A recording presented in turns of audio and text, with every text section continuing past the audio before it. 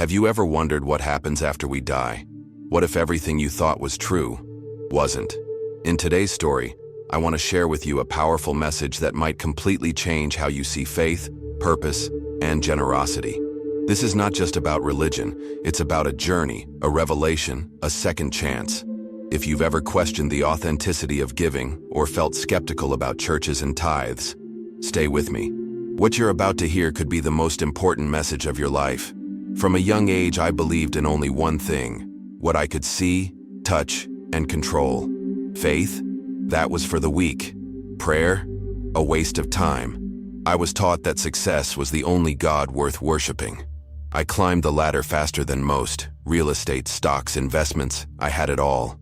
My name held power in business circles, and people admired my relentless drive.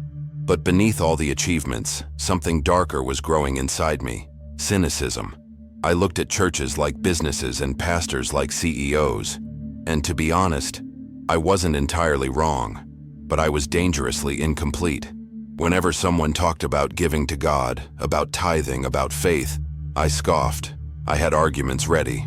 Why give money to people who live better than you, I'd say. Why donate to a church when you can help someone directly? And let's be real, I wasn't entirely lying. I had seen scandals, corruption, televangelists in suits asking for jets. But what I didn't see, what I didn't want to see, was the other side. The humble churches, the hungry mouths fed, the hope restored. My arrogance didn't allow room for nuance. People close to me, my wife, my employees, my friends, sometimes hinted at faith. I'd shut them down with sarcasm. I used logic like a sword, cutting through their emotions with precision. If God is real, I'd ask, why are his people poor? It made sense to me. I felt smart. I felt in control. But control is an illusion, and life has a way of waking us up, often when we least expect it. I didn't know it then, but I was standing on the edge of something much bigger than I could comprehend. The truth is, my rejection of faith wasn't rooted in facts. It was rooted in fear. Deep down, I was afraid that if I accepted the idea of God, I'd have to surrender. And surrender meant weakness. It meant giving up control. It meant facing truths about myself that I wasn't ready to see. So I built my life on logic, on money, on success. And for a while, it worked. But success can't fill a soul. It can't heal wounds we won't even admit exist. I didn't realize that my version of truth was just a carefully constructed wall, a defense mechanism. I thought I was enlightened, but I was simply numb, spiritually numb, emotionally guarded. I laughed at things that now bring me to tears. I turned away from people who were quietly carrying more peace in their hearts than I ever knew in my luxury. But life has a funny way of confronting us. It doesn't ask permission. It just arrives. And when it does, all the money, all the logic, all the walls, we find out they were built on sand. What's left when your world crashes down? What's left when your beliefs are challenged not by debate, but by divine experience? What's left when your heart is exposed to a truth greater than success? I learned the hard way that ignoring what's sacred doesn't protect you from it. It just delays your awakening. If you're still with me, I invite you to keep going. This story isn't just mine. It might be yours too. Maybe not now, maybe not yet, but someday. Let's walk into the next part of this journey, and I promise it only gets more real from here. I remember that day like it was yesterday. The sun was out, not a single cloud in the sky. I had just closed one of the biggest business deals of my life. Millions in revenue, a strategic expansion, and the kind of media coverage that made you feel like you'd made it. To celebrate, I invited a few friends to a private club. Everything looked perfect. Drinks were flowing, the laughter was genuine, and everyone was impressed. I stood there, glass in hand, believing I was untouchable. But life doesn't wait for you to be ready when it's time to shake you. Sometimes, your greatest fall comes right after your highest peak. We sat around a long outdoor table, the kind where egos inflate with every toast. At some point, the conversation drifted toward churches. How many new ones had popped up in the city? Church is the best business, I joked, sipping my drink. No taxes, maximum profit. A few laughed, others looked away. One man, older, quiet, sitting at the end, looked straight at me and said, "Are you sure about that?" I laughed again, louder this time. Of course, pastors live better than entrepreneurs. He didn't argue. He just looked at me with something I didn't recognize back then. Compassion mixed with sorrow.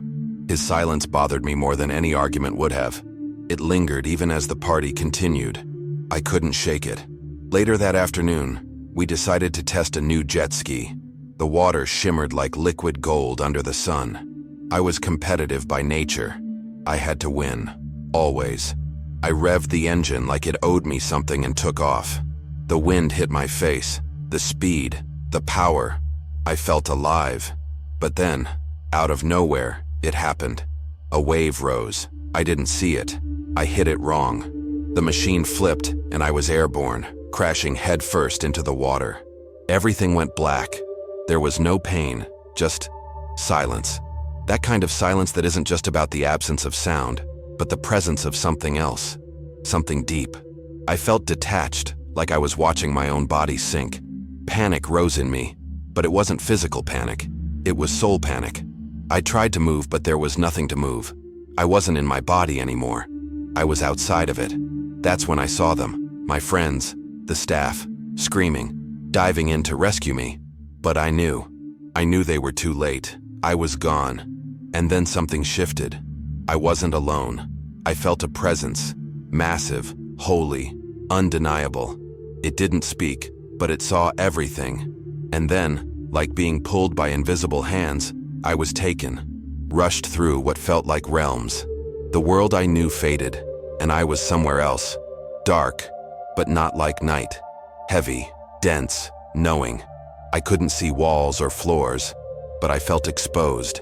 Voices started whispering, not outside me, but inside me. They weren't speaking words, they were delivering truths. You mocked, you misled, you shut their eyes. It was terrifying, not because it was hell, but because it was me, unfiltered. I begged to go back. I screamed inside my mind, "Let me explain, let me fix it." But there was no reply, only silence that made me face the man I had become. All my arguments, sarcasm, logic, they evaporated. I had no defense, no lawyer, no script. And then, a light. Not blinding, but soft. Warm. It approached slowly, growing stronger. In that light, a figure began to take shape, and before I could even fully see him, I knew it was Jesus. And I broke, not because I feared punishment, but because in his presence, I felt what I had never felt before. Truth wrapped in mercy. He didn't look like the paintings. He wasn't distant or intimidating. He was everything. Peace, power, presence. His eyes didn't condemn, they invited. And yet, I couldn't hold his gaze. I had spent my life running from this moment, pretending I knew better. But now, stripped of pride, I saw myself. And he spoke, not with sound, but with depth. When he said my name, it was as if my soul remembered its origin. "Leonardo," he said, and with that one word, I felt everything I had buried rise to the surface. He didn't ask questions, he didn't accuse, he just revealed. One by one, moments from my life played out in vivid clarity, times I mocked, rejected, shut others down. I watched myself scoff at church services, interrupt people's prayers, laugh when others wept in faith. I saw the pain I caused, not just in words, but in spirit. And then he said something that shook me.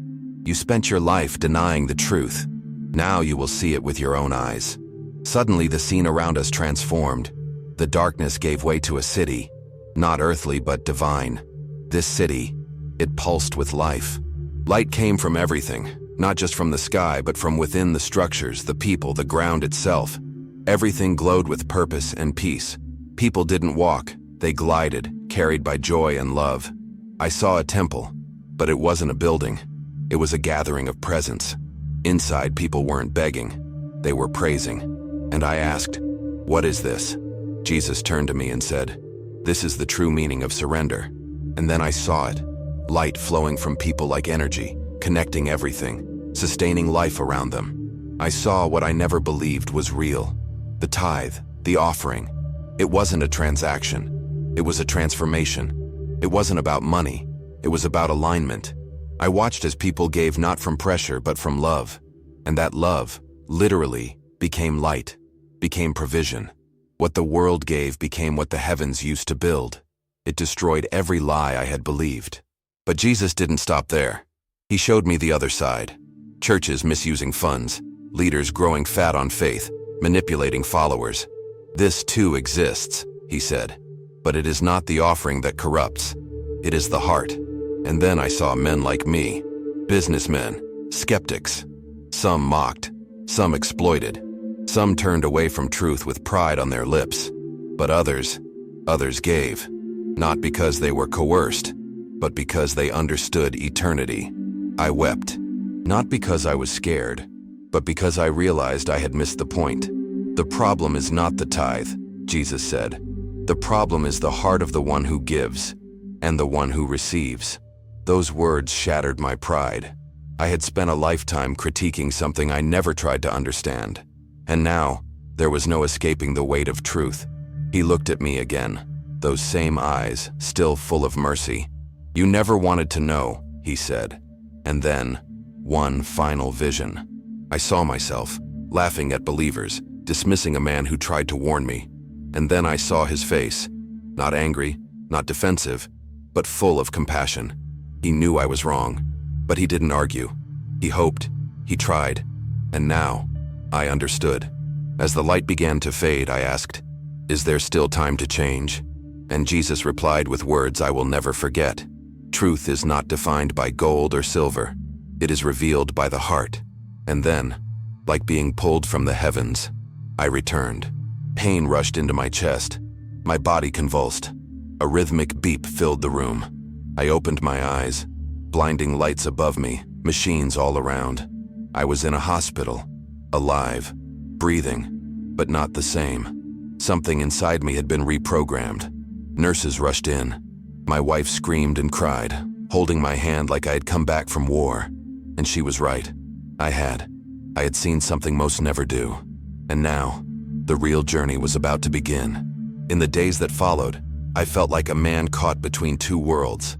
The doctors ran tests, asked questions, poked and prodded. Everything came back normal, they said. But I knew the truth. Nothing about me was normal anymore. I couldn't unsee what I had seen. I couldn't unhear the words that pierced through the very fabric of my soul. My body was healing, but my spirit was under reconstruction. I didn't even know how to talk about it. How do you explain a divine encounter to people who still live in the same logic you once lived in? I wanted to speak, but fear held my tongue. My wife noticed it first. Something in my eyes, in the way I looked at her. She asked softly, "What happened to you?" I stared at her for a long time before whispering, "I saw him." Her eyes widened, but she didn't interrupt. "I saw Jesus," I said again, louder this time. And I meant it. Every syllable carried the weight of eternity. I expected disbelief.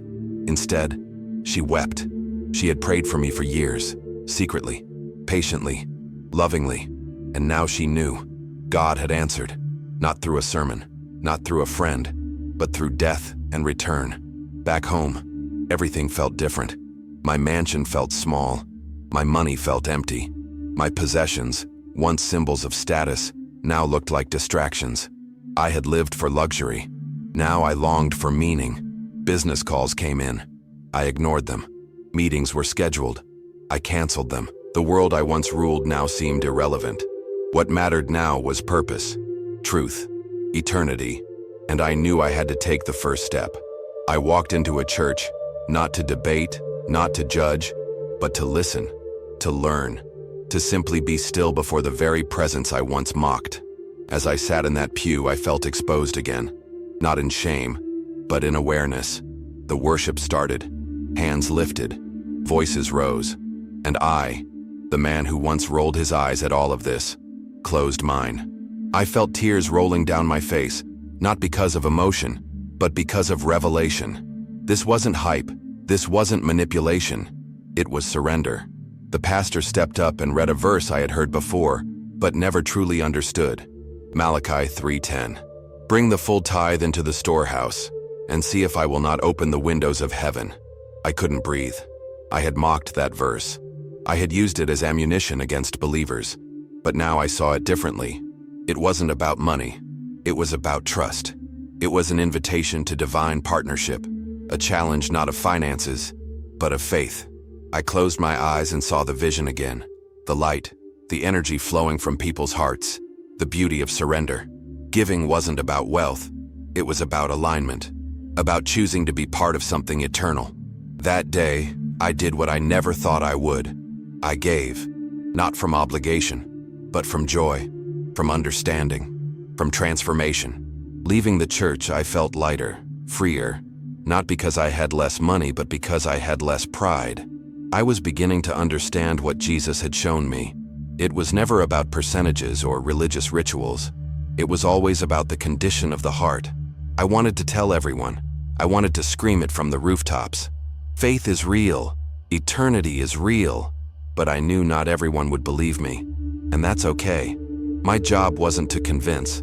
My job was to testify, to live as proof, to love boldly, to give freely, and to lead others to the same light I had seen. If you've listened this far, maybe you felt the same resistance I used to feel. Maybe you've been burned by religion, or maybe you've simply never taken that leap of faith. I'm not here to convert you. I'm here to awaken you, to shake the dust off your spirit. Because if tomorrow doesn't come, what will you be remembered for? The money you made, or the lives you changed, the buildings you owned, or the people you helped? Don't wait for death to discover what life was always meant to be. The door is open. Walk through it. If this message spoke to something deep inside you, don't ignore it. Maybe you've lived like I did, questioning, doubting, controlling every outcome, relying only on what you can see. But I'm here to tell you, there's more. There's truth that lives beyond logic. There's peace that exists beyond success. And there's a love waiting for you that doesn't need to be earned. It just needs to be received. You don't have to wait for a near-death experience to wake up. You don't have to lose everything to find what really matters. Start now. Open your heart. Let God show you what life really is. And when He does, don't just keep it to yourself. Share it. Live it. Let your story be the light someone else needs. If you're ready to stop running and start surrendering, subscribe to this channel and follow Jesus. This isn't just a channel, it's a place where stories like yours are honored, where faith is built, where truth is shared with love and courage. And if this video stirred something inside you, don't just scroll away. Comment below. Tell your story.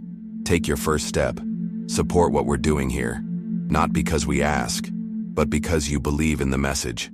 Because when you give, you become part of something bigger.